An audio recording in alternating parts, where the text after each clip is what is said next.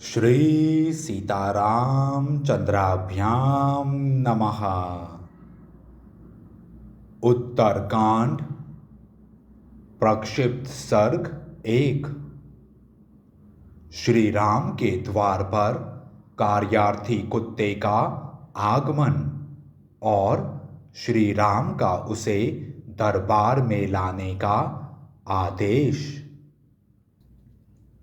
तदंतर निर्मल प्रभात काल में पूर्वाह कालोचित संध्या वंदन आदि नित्य कर्म करके कमल नयन राजा श्री राम राजधर्मों का पालन, प्रजाजनों के विवाद का निपटारा करने के लिए वेद वेत्ता ब्राह्मणों, पुरोहित वशिष्ठ तथा कश्यप मुनि के साथ राजसभा में उपस्थित हो धर्म के आसन पर विराजमान हुए।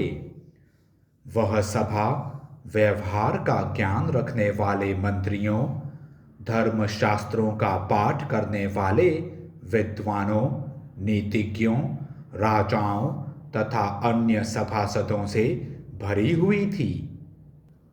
अनायास ही महान कर्म करने वाले राजसिंह श्री राम की वह सभा इंद्र, यम और वरुण की सभा के समान शोभा पाती थी।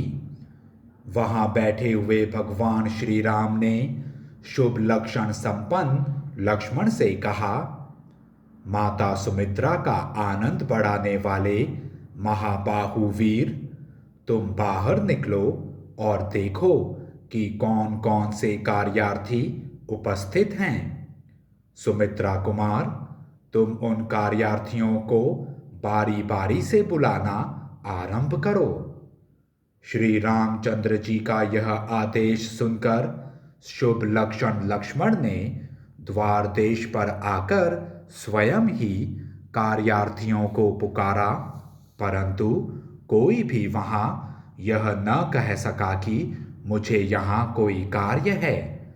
श्री राम के राज्य शासन करते समय न तो कहीं किसी को शारीरिक रोग होते थे और न मानसिक चिंताएं ही सताती थी।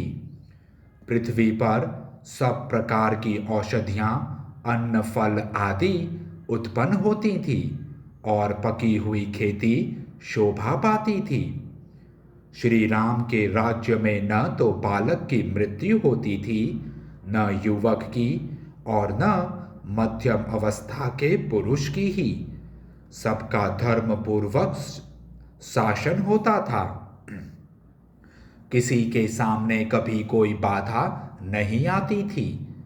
श्री राम के राज्य शासन काल में कभी कोई कार्यार्थी, अभियोग लेकर आने वाला पुरुष दिखाई नहीं देता था।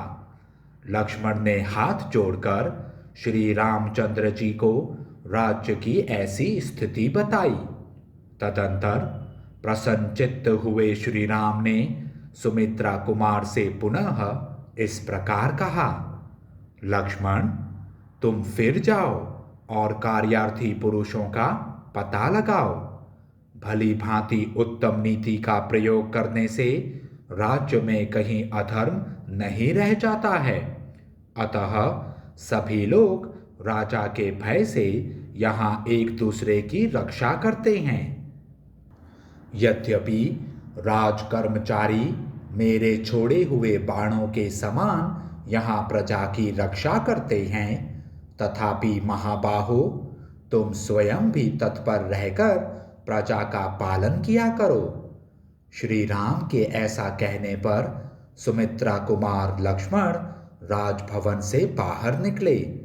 बाहर आकर उन्होंने देखा द्वार पर एक कुत्ता खड़ा है, जो उन्हीं की ओर देखता हुआ बारंबार भौंक रहा है। उसे इस प्रकार देखकर पराक्रमी लक्ष्मण ने उससे पूछा, महाभाग, तुम निर्भय होकर बताओ, तुम्हारा क्या काम है। लक्ष्मण का यह वचन सुनकर कुत्ते ने कहा, जो समस्त भूतों को शरण देने वाले और क्लेश रहित कर्म करने वाले हैं, जो भय के अवसरों पर भी अभय देते हैं, उन भगवान श्री राम के समक्ष ही मैं अपना काम बता सकता हूं। कुत्ते का यह कथन सुनकर लक्ष्मण ने श्री रघुनाथ जी को इसकी सूचना देने के लिए सुंदर राजभवन में प्रवेश किया। श्री राम को उसकी बात बताकर लक्ष्मण पुनः राजभवन से बाहर निकल आए और उससे बोले, यदि तुम्हें कुछ कहना है तो चलकर राजा से ही कहो। लक्ष्मण की वह बात सुनकर कुत्ता बोला, सुमित्रा नंदन, देवालय में, राजभवन में तथा ब्राह्मण के घरों में अग्नि, इंद्र, सूर्य और वायु देवता सदा स्थित रहते हैं।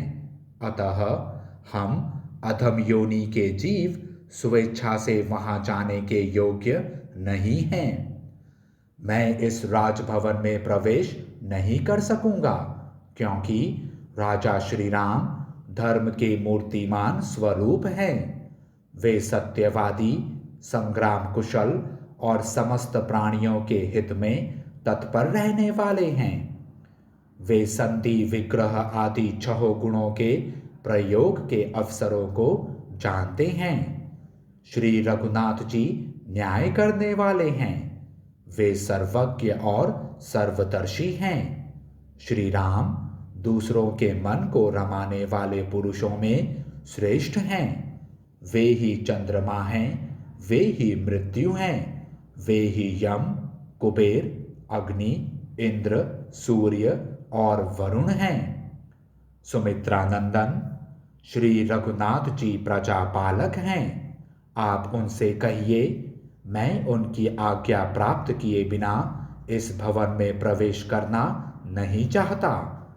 यह सुनकर महातेजस्वी महाभाग लक्ष्मण ने दयावश राजभवन में प्रवेश करके कहा, कौशल्या का आनंद बढ़ाने वाले महाबाहु श्री रघुनाथ जी, मेरा यह निवेदन सुनिए। आपने जो आदेश दिया था उसके अनुसार मैंने बाहर जाकर कार्यार्थी को पुकारा। इस समय आपके द्वार पर एक कुत्ता खड़ा है जो कार्यार्थी होकर आया है।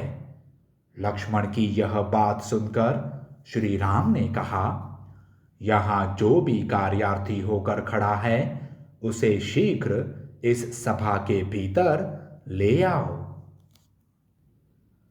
इस प्रकार श्री वाल्मीकि निर्मित आर्ष रामायण आदि काव्य के उत्तर कांड में प्रक्षिप्त सर्ग 1 पूरा हुआ।